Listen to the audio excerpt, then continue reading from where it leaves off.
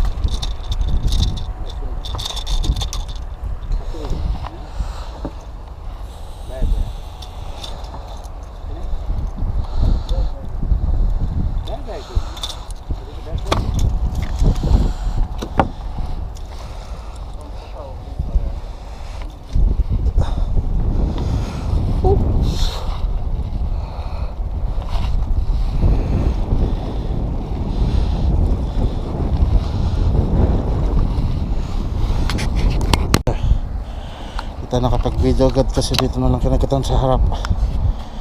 Okay, tatlo. So ayun, nakauwi na tayo mga kaitlog. Nakatatlo tayo kanina, pero ito yung naiuwi natin, dalawa lang kasi yung isa pinagmigay natin dun sa isang kabayan dun sa spot kanina kasi wala pa daw siyang huli.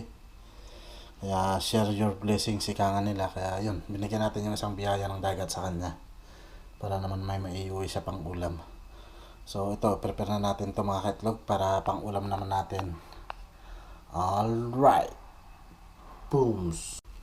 So ayun mga kaitlog, ito na yung kinalabasan ng ating huli ngayong araw. Ginawa na nating kilawin. Ayun, charaps. Lagyan mo na to saglit sa ref, mas masarap pag malamig. So ayun, booms, kain tayo mga kaitlog. May pulutan na, may ulam pa.